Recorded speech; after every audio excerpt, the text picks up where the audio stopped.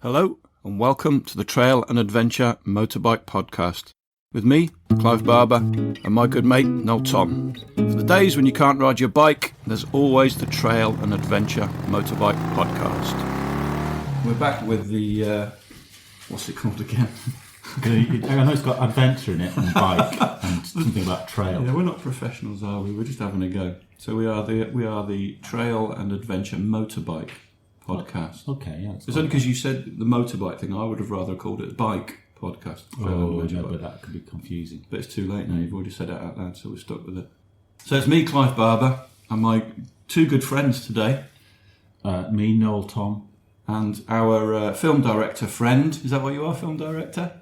Multimedia guru? Media monkey. Media monkey, that's more like it. Greg Villalobos. You may have seen some of Greg's films. We've been friends for some time now and have been lucky enough to appear in some of Greg's films. But we thought it would be interesting to speak to Greg and get some top tips about how you make adventure films.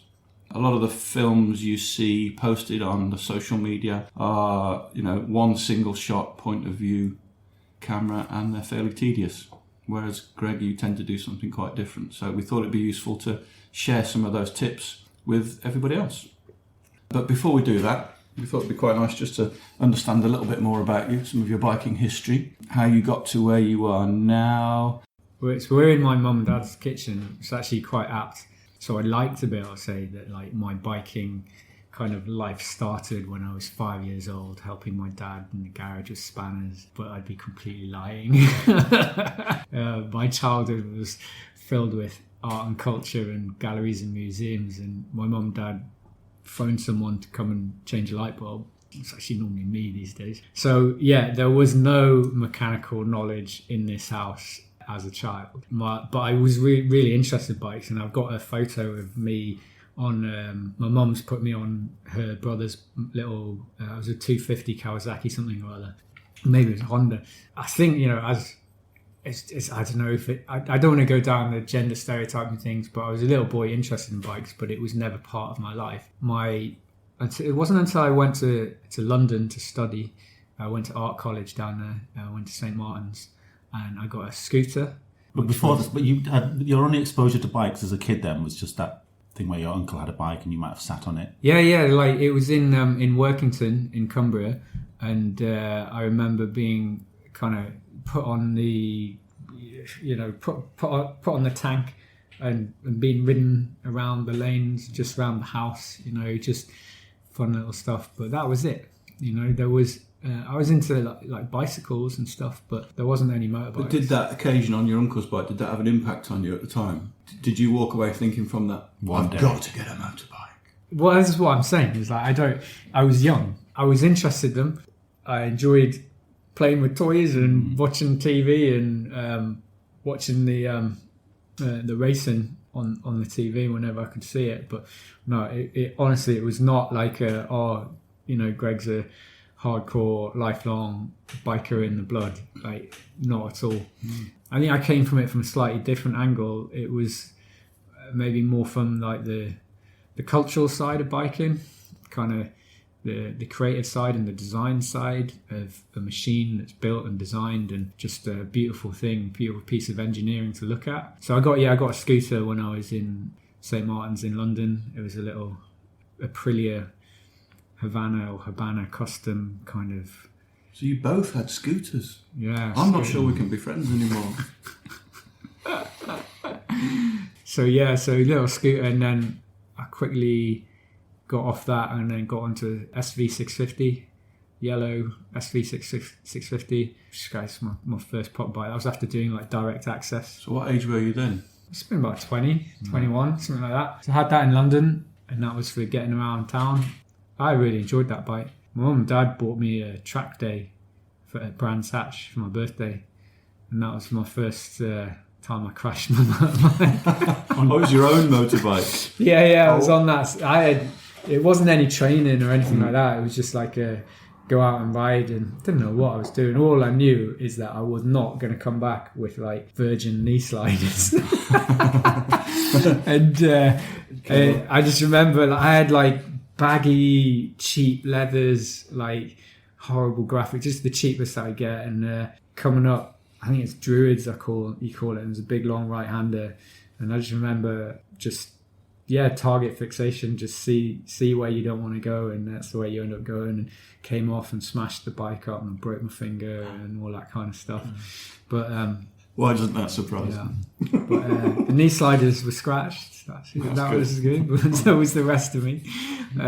So I had that for a bit, repaired it, and then busy starting a media business in London and stuff. So the bike didn't get used much, and it went away. And then I sold that. I think I maybe had a couple of years without a bike.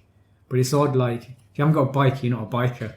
So it's like, didn't really feel right. Anyway, so the next bike after that was, I met George, and one thing led to another. Well, we weren't married at that point. I met George and we moved in, and my business started doing better, and I had a bit of money. And she was like, she really encouraged me to I was like, I really want to get a bike again. She was like, yeah, go for it.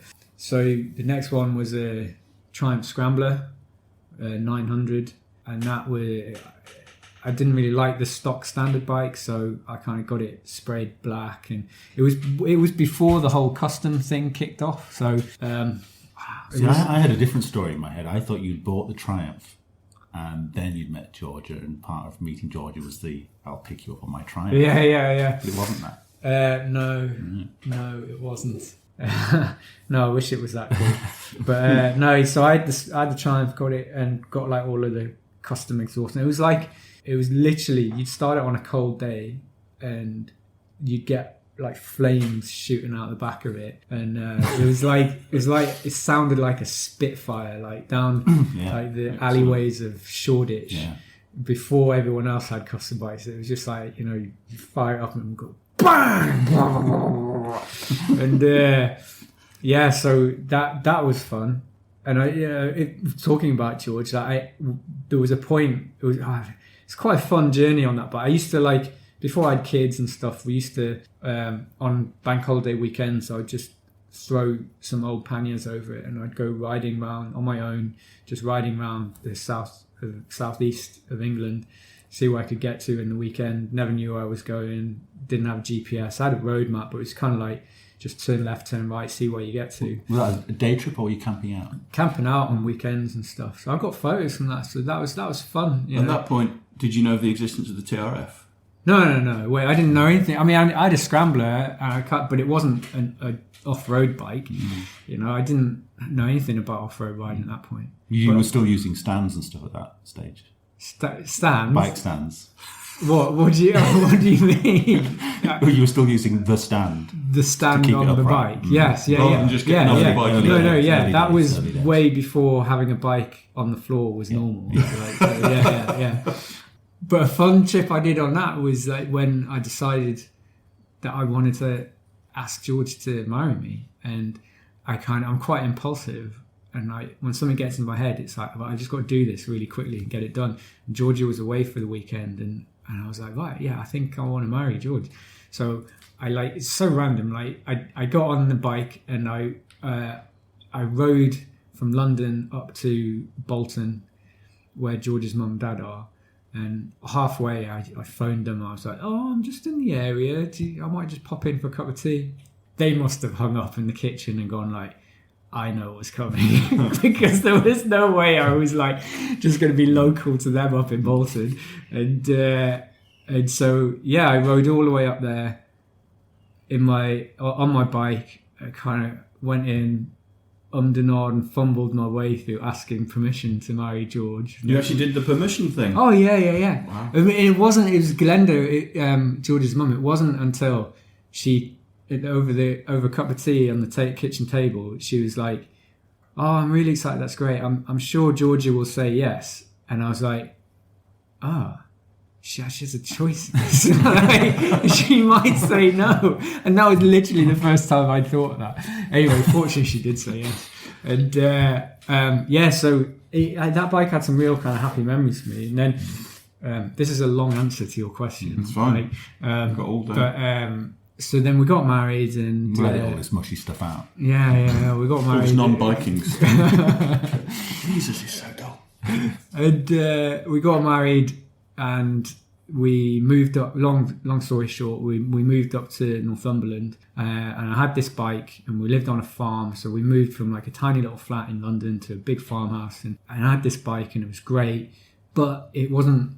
It was just sitting in the garage, and I was working from home, and it wasn't really helping me meet anyone or connect with anyone. And is that because you had no friends because you'd moved up? Yeah, I didn't know anyone. We didn't know anyone, and it wasn't a proper off-road bike, but I'd started seeing people on orange KTMs and plastic bikes kind of covered in mud, and I was like, oh, damn, that looks fun, And all of a sudden I'm in a place where you can do that, and it's in a beautiful part of the country. And then I remember being we were back over at George's mum and dad's place for a weekend, and I was just taking myself out. I just need some time out, and I'd gone up to the Rocket Centre in Blackburn, I think it is, and that's a KTM dealership. And I just remember we were mortgaging our flat at the time, and I just remember walking in, and I had all like the brand new bikes. It must have been 2012, 2013, or something like that. And I just remember walking in, and I was like, right, this is going to be trouble. And did you see a salesman rubbing his hands? Yeah, well, they certainly saw me. And at that point, I never even sat on a dirt. Well, no, I tell you, I had done a off-road day when I lived in London a few years previously, but I'd never really seriously sat on a big enduro bike or anything like that. And I was like, oh well, I'm borrowing tens of thousands of pounds. Stick another $7,000 on it. Yeah, might as well just borrow a little bit more. Boom, and walked out with a deposit on. Well, I did the classic thing. You're a road biker. You're like, well, my bike's a 900cc. Like, what's the biggest off-road bike you've got? And the salesman saved me from a 500, but I did opt for a 450 as my first bike. And I'm, as I allude to a lot, not particularly tall. And at that point, I'd never even sat on it. And so bought the 450. And I remember going to pick it up. I hired a van to go pick it up, and the guy had to help me put it in the back of the van. And I just remember driving home thinking, what the hell have I done? Like it was like you actually bought it there and then and put it in a van? No. I ordered it, and then I had to go back to pick it up. And I'd never even sat on it. I just remember driving home to Northumberland thinking, like, this thing's going to kill me. It's like I've got like a thoroughbred stallion. Well, that's the thing, is because you don't tend to, unless you've got mates that have got EXCs or whatever, you can't test ride them, can you? Because you don't get, very rarely, there are days where you can actually go and test ride a bike. So same as you. I think that I had the choice of a 250, a 400 or a 450. And they were trying to tell me to take the 250, and a mate who I trusted said, no, get the 400. It's got a little bit more oomph, but not too much more. But yeah, it was quite a revelation. We actually opened the throttle for the first time. Yeah. And it wasn't until I got it home and I got it out of the van that I'd sat on it for the first time. I was like, holy shit. Can't reach the floor. This is not like my road bike. Anyway, and so I had two bikes for a while, but I couldn't afford to have both. I always planned to sell one, so I sold the Triumph and I kept the 450. And that was literally the start of the next significant chapter in my life, was learning how to ride an off-road bike, falling off, and using that, through the bike, doing a bit of Googling, finding the TRF, joining the local club, and then just making all the friends that I've made since in the last 4 or 5 years, using that bike to explore and discover the north of England where I live and beyond. What was that first ride out with the TRF like? The first ride out was with Joe, who we were on holiday with, and it was pissing with rain. Winter time? Must have been autumn, I think. Probably autumn. Maybe it's, I can't remember. I think I got in March. Maybe it was spring. I'm not sure. Anyway, it was like flooding. Was it a typical Joe day? Kind of. Long. Yeah. Arduous. It was Joe's friend was there as well, and he had Joe's friend was there, and he had a quad bike, and it was rivers. I don't think there were rivers higher than I've ever seen it since. I've never seen them that high. So that was quite a baptism of fire. Yeah, there are a lot of river crossings in Northumbria as well, aren't there? Yeah. But and now that bike is my livelihood now. So I can't play down the significance of that kind of decision to buy that bike. You know, I didn't know where. I know, you know, I met you guys there. You know, so yeah. Well, we'll come on to what you're doing now, but tell us a little bit more about the business you had in London that you developed, because that's obviously quite closely linked with what you do now. So I went to London to study in '98, straight out of school. I went to St Martin's and was in art college down there, and I worked while I was there. I was just getting loads of experience, and one of the places that I was working for free was a small independent film company, and that was my introduction to kind of, well, actually no, I ran a cinema when I was at school, like an old 35mm projector kind of cinema. So that's a completely different story. Like, that was my first introduction to film, was actually handling film. But then You ran a cinema at school? yeah, I went with this crazy boarding school, and we had our own, it's like Cinema Paradiso, we had our own film club. I'm not being funny, but we had that at my school as well. Did you have a cinema at yours? We had a sandpit. We didn't have a cinema. With a projector and... Yeah, 2 big projectors, and you roll you 20 minutes of film on each reel. So it was run, but it was 5 boys always ran it, 1 from each year. And so you had like that kind of seniority thing going down, and then you'd meet on Friday nights and you'd prep the film, clean the projectors. And were they sort of films that were currently being distributed? Yeah, it was kind of like what you would get in independent cinemas now, where they come out like maybe 6 months after the main releases. You know, you get them. So yeah. So you do the whole thing and do I can talk for the next hour about this. And you'd handle the projector and do everything. Yeah, everything. Like you'd start. So those big projectors have you think that there's a light bulb in them, but there's not. The way that they create light is an arc of electricity jumping from one carbon rod to the next. Yeah. So you have a big metal box at the back of the projector. They don't have it now because you never get it through health and safety. Fine. But essentially, downstairs, I mean, you talk about a 3-phase generator. That was like a 33-phase generator, whatever it was down there. It was just this box of like pure power, and it would send the current up, and you'd have a male and a female rod, and they would basically be burning, and so that they always needed to be about an inch apart. But they were constantly burning, so they're always going away. So that's why if you're watching the film and it started to dim, it's because they're getting further apart. And so your first job when you joined as a junior was our machines, the timers were broken. So you should be able to set it so they're automatic. So the first job was, for the duration of the film, you had to be in the box at the machine, looking through a little, you know, like the welder's kind of mask kind of thing. There's a little window with like a welder's mask thing on it, and you'd have to be staring at this thing, just turning the knob like that, like just doing quarter turns like every 2 minutes to make sure that, and then each projector you only have 20 minutes of film on each reel. So those little circles in the top right hand corner that you don't see anymore but you used to see were signals to jump from one to the next. So you'd see the first one, and then you'd start the motor on the next machine, then you'd see the second one, and you'd open the gate and shut the gate on that machine, and then you'd have 20 minutes to load that machine back. So you learn the mechanics of it.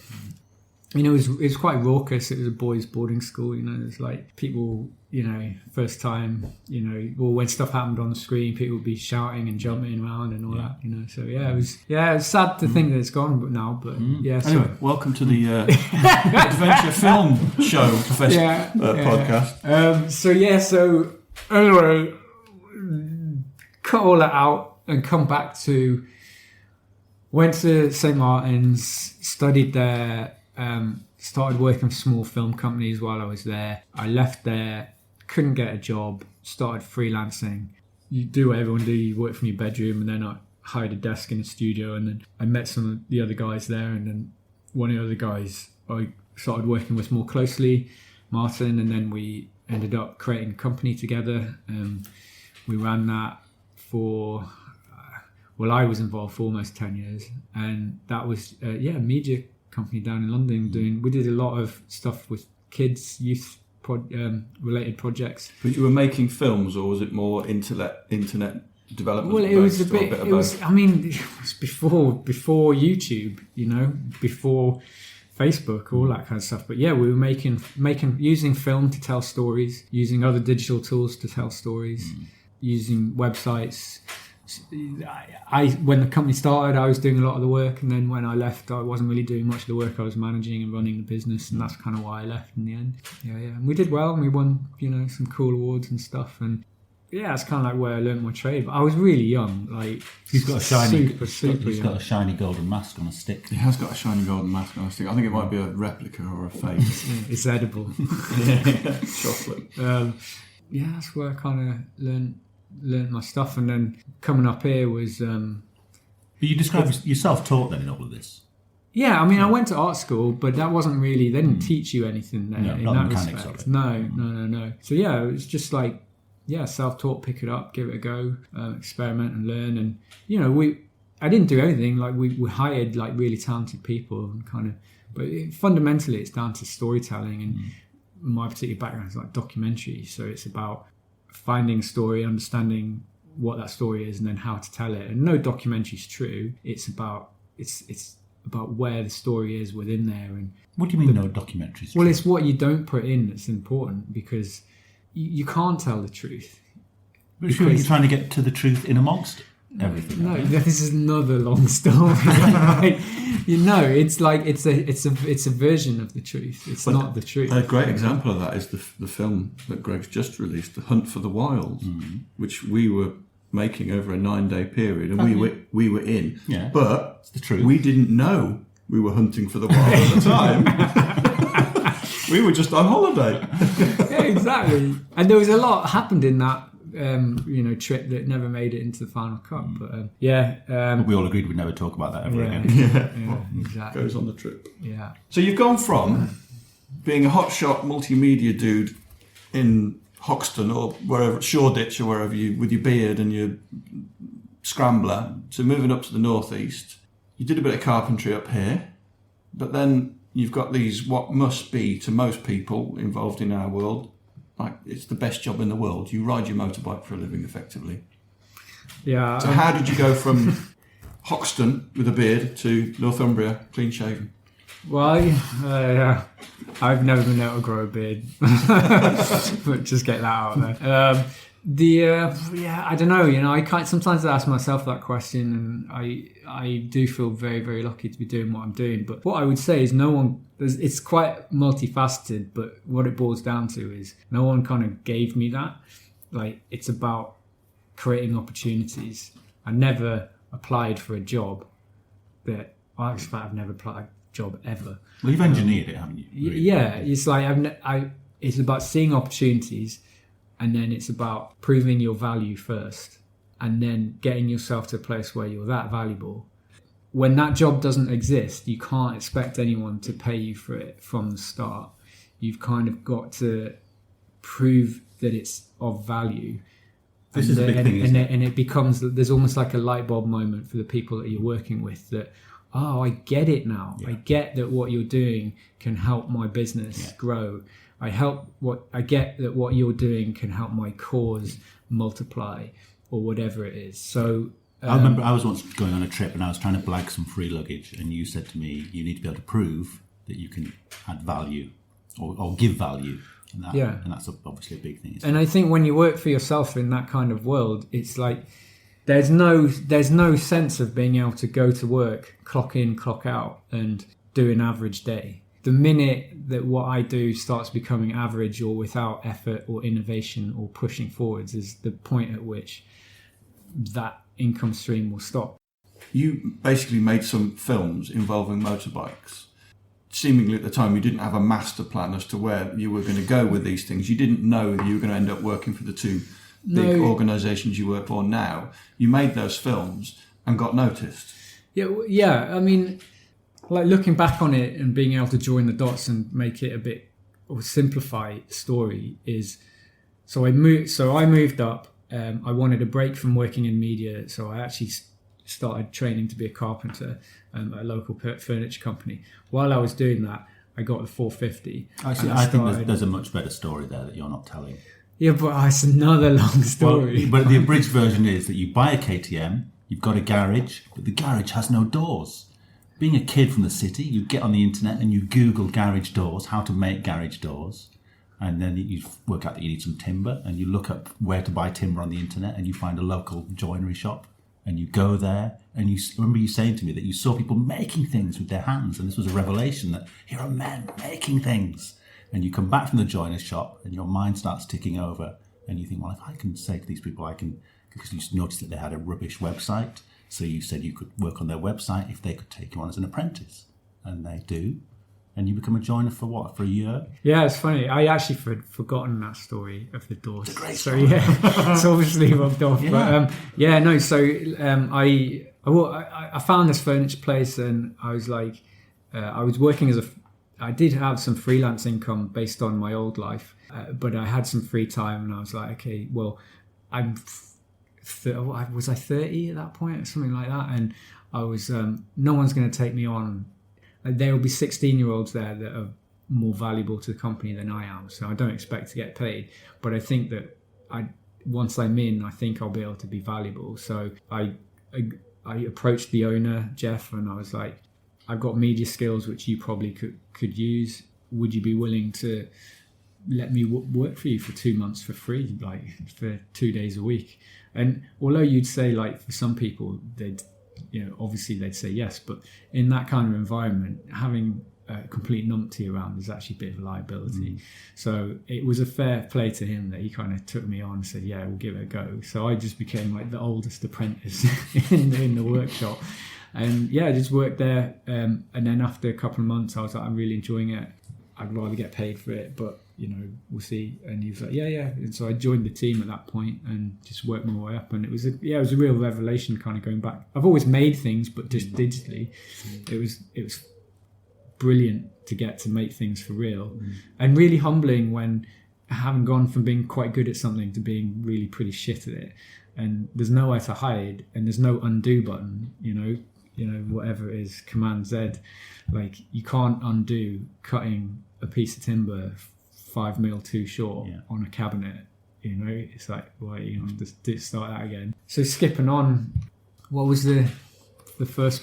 So you were doing that when we first met, and you basically made a couple of films, bike-related films, which got you noticed. And so I was working, and I had the bike, and I was riding just purely for fun, and then I started filming. It's part of me to tell stories, so I just started documenting those trips and making little films purely for fun, which is what I used to do a decade earlier, before all of the complexities of the business got in the way. And it was really, again, it was just fantastic to pick up a camera again and start using it. And so I started making these films, and I did this trip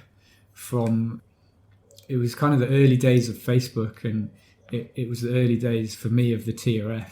And I did this trip around the country on my 450.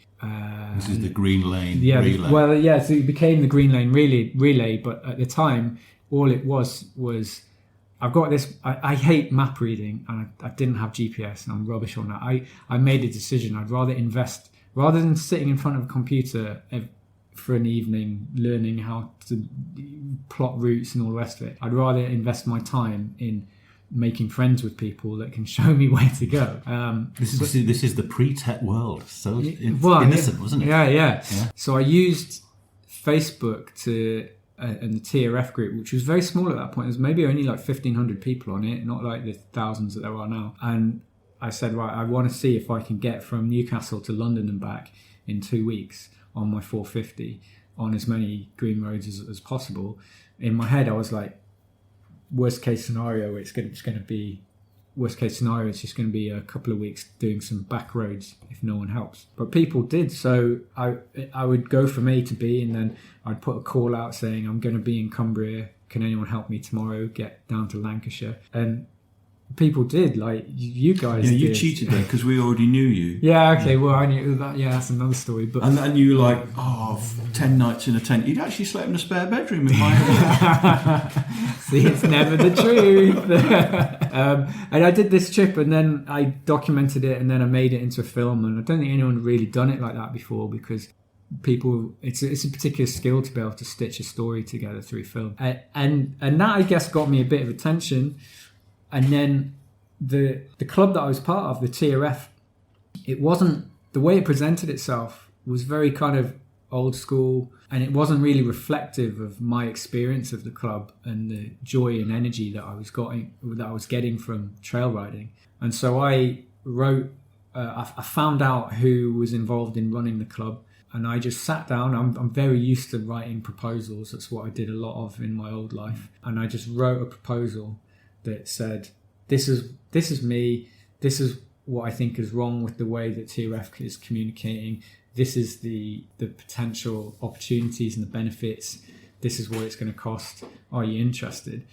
And fortunately, Mario, who I sent it to, was interested, and it just started from there. So you look at the club now and all of the way it presents itself in the media and the branding, like, didn't really exist back then. So to answer your question in a long way, really, Clive, like that the work that I do now, that was the pivotal point. I put some time and effort in to get a little bit noticed. There wasn't anything cynical there. I didn't know that was happening, but I'd made some films, and all of a sudden people were like, who's this guy making some kind of interesting media?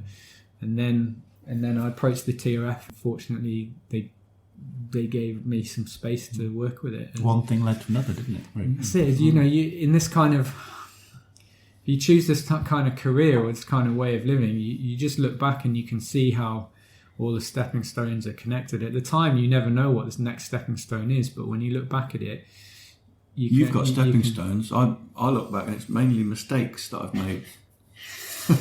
Well, I've made mistakes. You know, I think you've got to, but I've been lucky enough to find people that are willing. I think if you make enough right choices, then you carve enough space to make some wrong choices. You know, and so not everything in life time's worked out. You know, so yeah. And you ended up doing a very similar thing for Adventure Spec.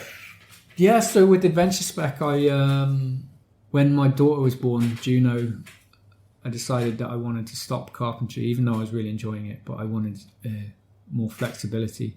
Well, I just remember that first year that she was born, I was going into the workshop, operating machines that could cut my hand off, basically, and think, oh, I'm so tired, I don't want to do this. and I just wanted a bit more flexibility about the way I was working. So then I started looking for opportunities again, and I approached, well, I'd known Austin through the work that I'd done, and Austin was kind enough to... You're talking about Austin Vince. Austin Vince, yeah. Austin was kind enough to kind of send a big up email to Dave at Adventure Spec, and then I'd contacted Dave, and we just went from there, really. Like, again, I was just I said, this is me, this is what I do, I think I might be able to help, are you interested? Maybe we could start on a small little project. And we started relatively small. That's a great moment in the Green Lane relay film, isn't it, when you just happen to turn up at the Ace Cafe, and Austin Vince is there, and he goes, you're that guy, because he's seen the trailer for it. Yeah, that was the first time I met Austin. That's so amazing. yeah. If I've got an opportunity to talk about it, the point I want to make is I work hard and I take risks, but I am also lucky, and I understand that the decisions and the opportunities that I had in London helped me financially, and that carved some space out for me to repivot my career.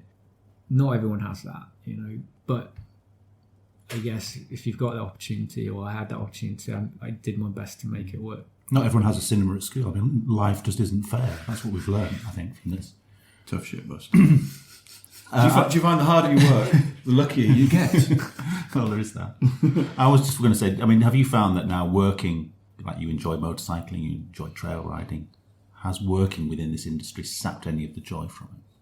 I don't think so. I think if see, there's a danger of that, or not? I'm definitely aware of that. The interesting thing is that, so trail riding, I guess motorcycling in general a little bit, But trail riding, you tend to have this gap between, you might, if you get into it younger, okay, you're 16, 17 and you're racing or whatever, motocross. But then in terms of trail riding, I joined the TRF when I was about 30. There were other members in like their late 20s who I'm friends with and have kind of joined at the same time as me. And then you've got this gap. There's not between that and the 55, 60-year-olds who are coming back to it because they've got more time and money. Well, I think Northumbria is unusual in that, because I think from what I'm seeing in other TRF groups, there isn't that younger element. And I think you're quite lucky in Northumbria having that. Yeah, I mean, maybe. But the point that I was going to make is that we've got that gap is because life gets in the way. And not just work, but it's starting a family. And so the point you're asking is like, has trail riding, has riding bike become a chore? And I think if I didn't have a family, it may have become a chore. But starting a family and having real restrictions on my time and money, but mostly on my time, means that trail riding, the fact that I have to do it for work, means that I have to go out on that Wednesday. So it's still a treat to get out. Yeah, I have to go out on that Wednesday to make that film, to review that product, to do that bit of work. Because if I don't do that, then I'm not doing what I'm meant to be doing, you know. So I actually don't get to ride on the weekends with my friends nearly as much as I used to. The bike, the imperative for work means that I have to go ride my bike, which I enjoy. Yeah. It's not the same. It's not, you know, the trip that we did is a real luxury. It used to be not the norm, but it used to be kind of not such a big deal. But now to be able to take 10 days off and go riding your bikes with your friends is like, you know. So speaking more specifically about the films that you make and have made in the past, and I mentioned something about a lot of the films you see are pure POV, 15, 20 minutes of just watching one single camera angle from a head camera. What makes your films different? I mean, I would ask, it's the music. No, you're such a dick. I fucking hate that comment. Oh yeah, I really like the film. What was the music? The thing that took the least amount of work. It's like the easiest way to piss me off. I mean, I guess, you know, it's up to other people to say what they enjoy about it. From my point of view, if I had to kind of self-reflect and critique my work a little bit, is I'm a big believer of the kind of that classic statement that necessity is the mother of invention, and that if you had all the time, all the money and all the kit, it's actually a hindrance. So what I quite like about my work is that I use quite basic tools that are available to anyone, like GoPro. I actually don't really use GoPro so much anymore, but quite lo-fi gear, but it forces you to be creative in order to do something different, you know.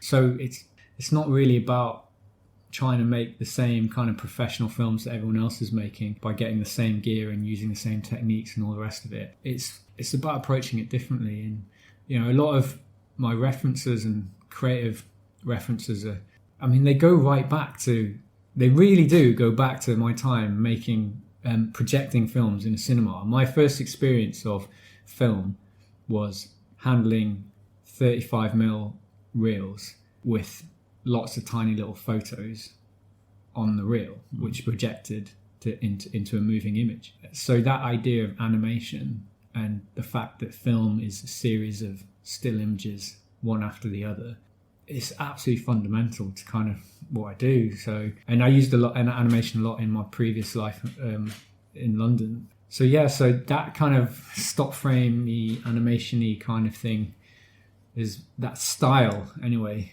I think I can kind of look back to that. But then the other side of it is story. I mean, if you could make a film with a GoPro that told a story, you'd make it with a GoPro, would you?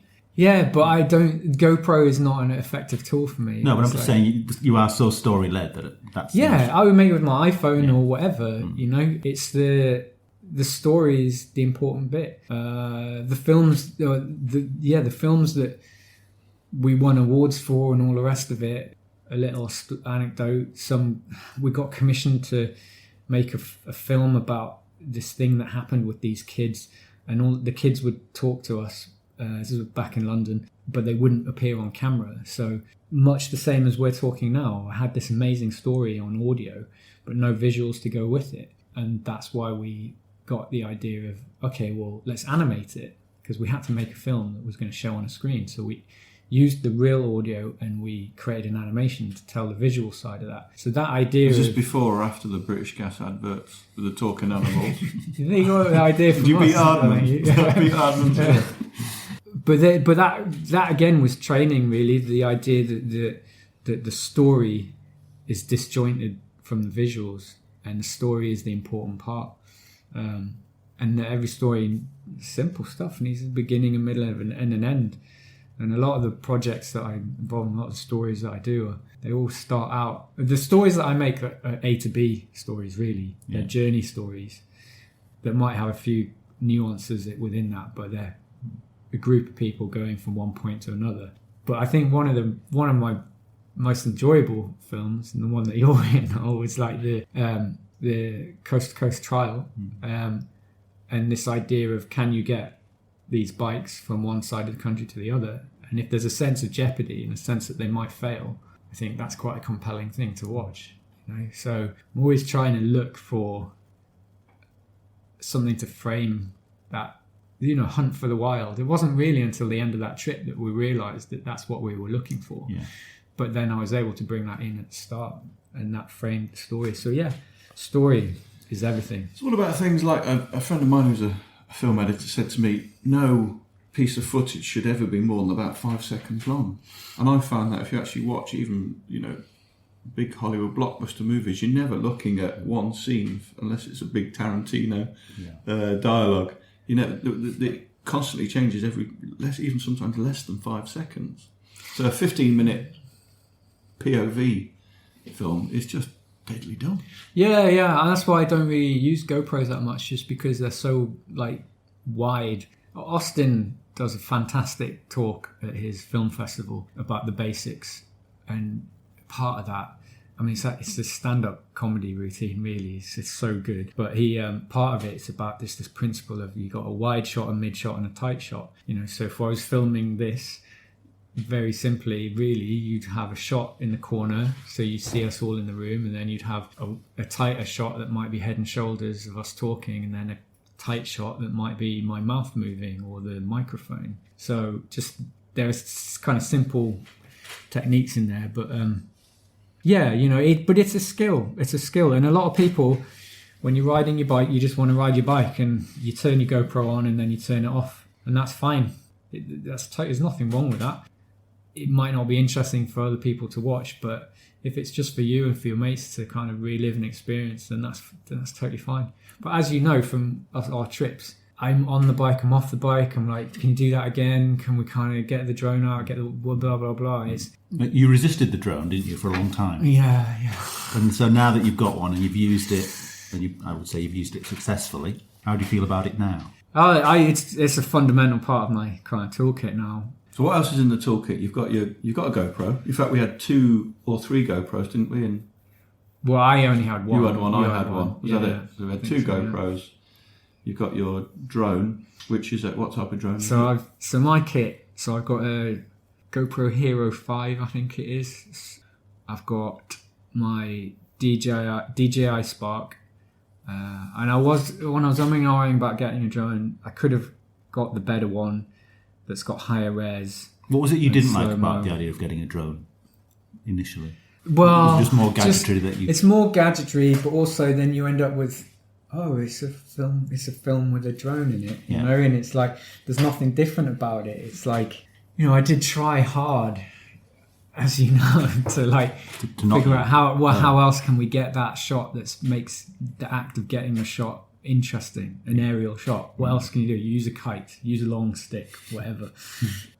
But fundamentally, I realised to be able to have a shot that sets the a scene in terms of shows where you are in the land and the landscape, that's the widest shot you can get, and actually it's pretty helpful, especially if you're kind of going to big open kind of interesting land. And Kite Cam quite literally didn't take off, did it? No.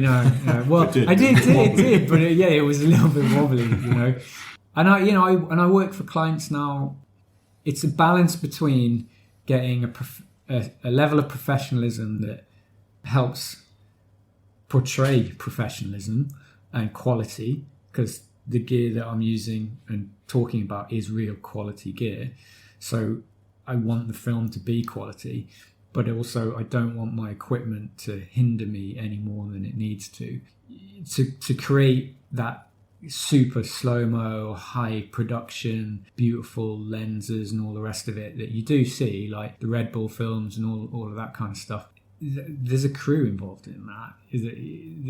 There's a professional athlete that has to do that run again and again and again until they get the right shot. The nature of what we do, the films that I'm involved in, you've still got to get from A to B on your own, on the bike, carrying everything that you've got. So there's always a tension between the amount of gear you take and the quality of the product you're shooting, but also the amount of disruption that you're prepared to make for the shoot. So you're still predominantly filming on that tiny Sony compact camera? Yeah, so the gear I've got, okay, so there's the DJI Spark, GoPro Hero 5. I've got a little Olympus Tough TG5, which is my 80% of what I shoot is on that. I love that little camera. How much are they? It's about 400 quid, 350 quid, something like that. It's an Olympus. I thought it was a Sony. It's an Olympus. No, it's a little Olympus thing. And then I do have a GH5 compact, or whatever is micro 4/3 camera with a 12mm lens, which comes out at 24mm because of the sensor size. So, and that is my slow-mo cam, basically. I don't use that. I use that for shooting photos, and I also use that for getting slow-mo. I don't really use that for getting any pieces to camera, any talking.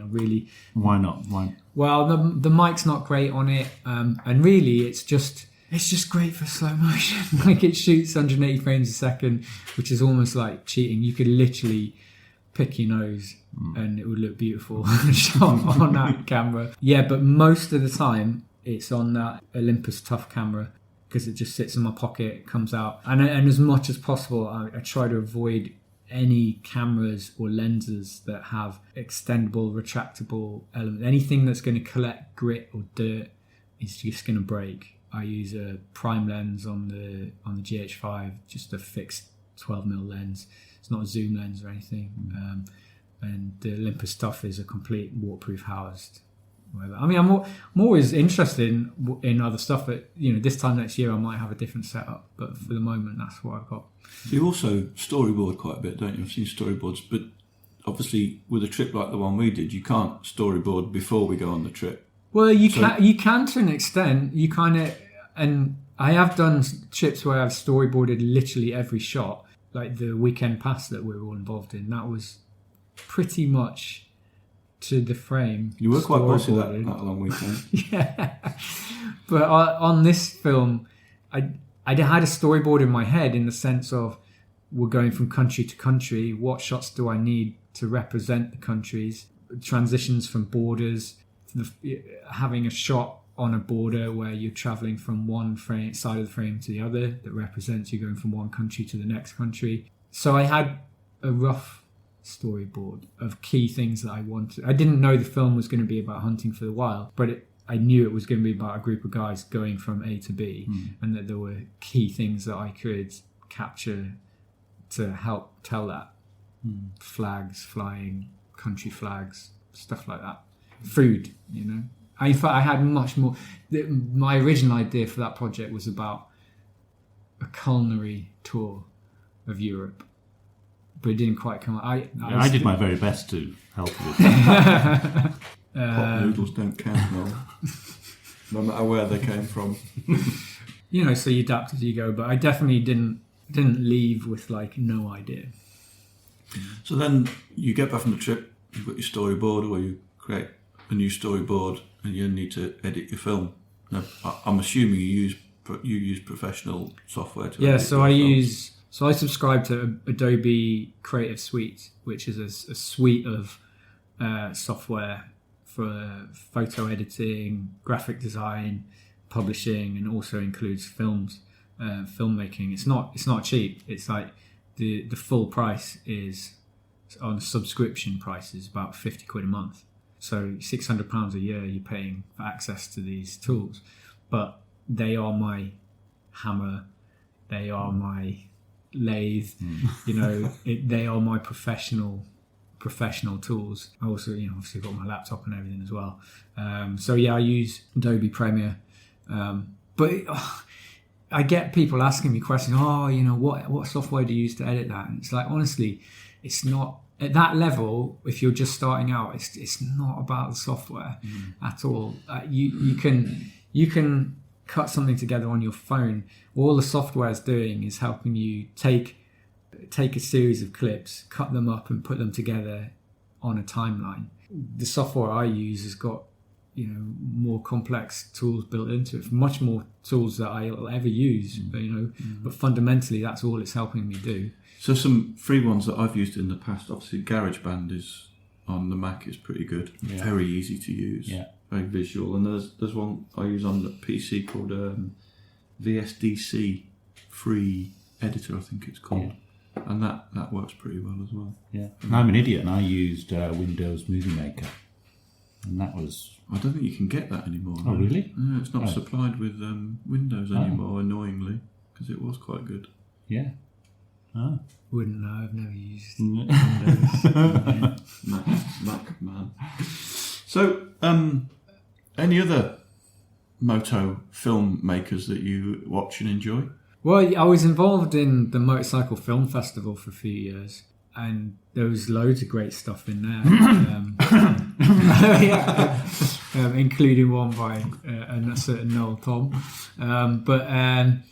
But yeah, that was a great place. It was. I don't think it's running anymore. It ran for at least 3 years, maybe 4 years. But it was great. It was really inspirational. I went over to New York for that, and it was great.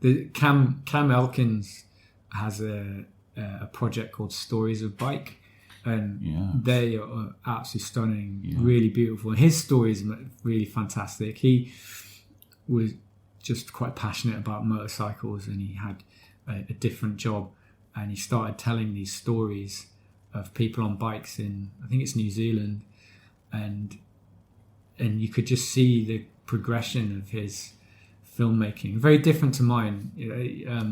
Kind of very smooth and slick, and just beautiful stories of people that are passionate about motorbikes. And now that's his job. And they're mainly on Vimeo, are they?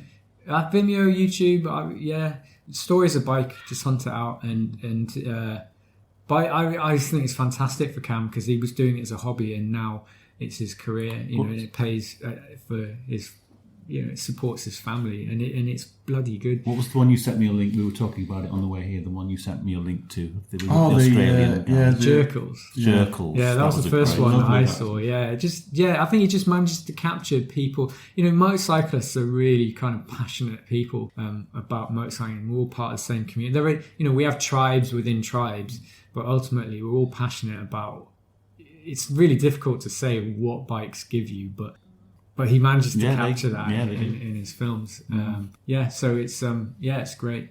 But I think they're different to what I do. But I look at his stuff and I think, that's pretty aspirational work. So what's next? What's our next trip? Well, there's a bike sat outside that you just picked up today. Can you talk about that bike? Yeah, I'll wait for seagulls. There's a seagull doing something on it right now. Yeah, so what's next? Well, actually... Well, this is a spin-off from sort of one of your last films that appeared on the internet in a way, isn't it? Yeah, so you did a test recently. I like the product, so I bought the company! I am looking at a Honda CB500X. We're actually talking literally looking at it out the window. Yeah, I'm literally... it's in my mum and dad's garden right now. I went and bought it today. A couple of weeks ago, John Mitch from Rally Raid was up in Northumberland, and he dropped me a line and said, would I like to come have a go on his his CB, but mostly on his GS310, the new little BMW. And we've been trying to kind of ride for it together for a while, and it's just never really worked out. But I was available, and so we went out and we went for a ride around Northumberland. It was a beautiful day, and made this film, and it was it was great. And it's the first time I've actually kind of done any kind of bike review. You know, I'm not a journalist, and or a bike rider for that matter. Yeah, well, I kind of know my way around my bike now after many kind of years of fixing the 450 and stuff. But you know, I couldn't tell you, to be honest, how one bike compares to another if I've not really owned it. You know, I've not really ridden a lot of different bikes. But it was great. It was a fun film, and my approach to that really is entertainment first and information second. You know, I want you to be able to sit there for 5 minutes and enjoy what you're watching, and then glean some information from it. And if I can give you my opinions, then I will. So there was that, and the 310, the GS was great. I really enjoyed it. It's a proper trail bike. It's not an adventure bike like you would think of from BMW. It's like a proper trail bike, especially with the Rally Raid gear on it. I've never ridden one without Rally Raid gear on, but it was great. But the revelation for me was getting on the CB at the end of that, because I've ridden my 450. That's my bike, and we did a big journey on it for the TET, and it's great. But riding that CB was like it was silky smooth butter. It was like, oh man, this is awesome.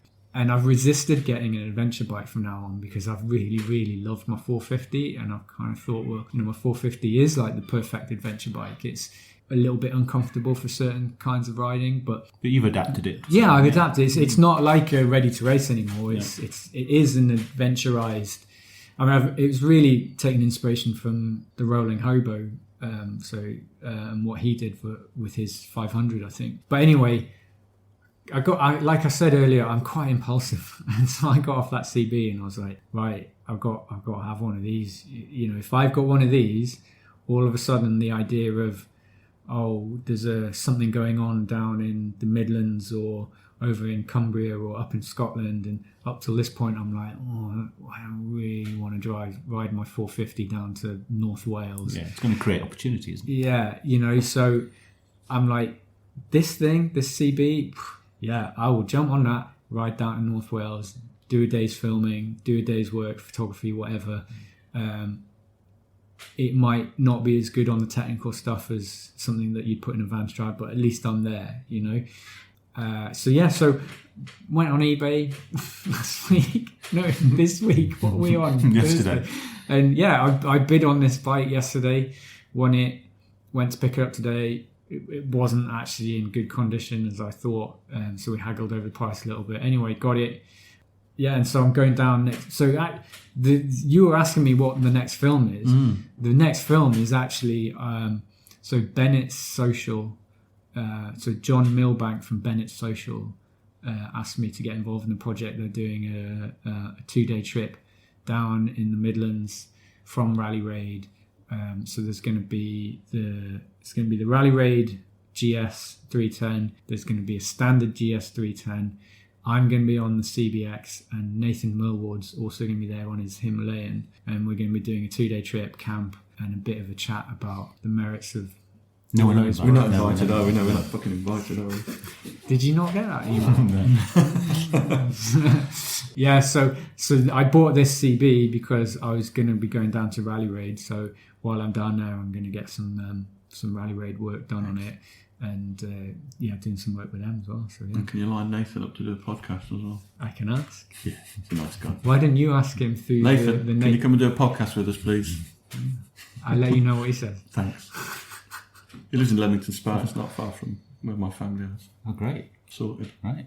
So yeah, that's. I don't know what else you want to know, but That's it. That's all my questions, I think.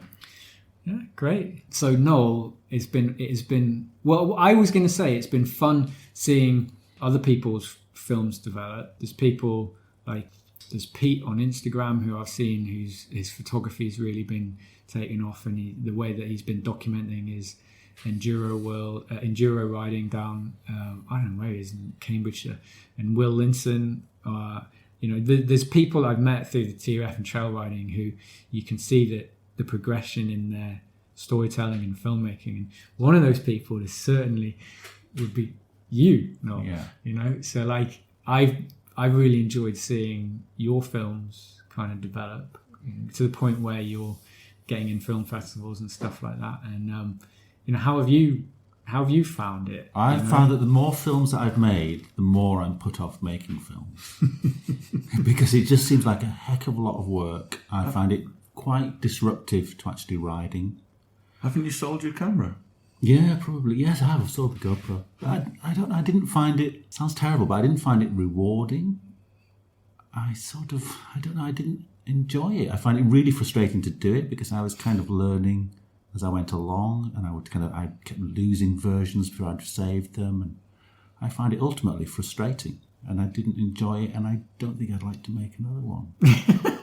Great. Glad we made this podcast. Yeah. Because it does take a real level of commitment, and I didn't enjoy it. Well, it's interesting. It's work. Yeah. No doubt about it. You get out what you put in, and the thing is, you've persevered, and you have turned around some really interesting work, and I've enjoyed seeing it. The Iceland film was great. Yeah, but at least Really you've tried. Yeah. At least you know. I'm surprised that it's come to this. I thought I would make one, and then I'd want to make another one. You haven't seen my Morocco film, have you? I don't think so. It's no. really awful, but I'm going to make you watch it later. Oh, yeah. We'll watch it in the pub. We're going to go to the pub now. Yeah, we'll go to the pub. Yeah. We're going to go meet someone in the pub Yeah. that's got a story in itself, but that's another story.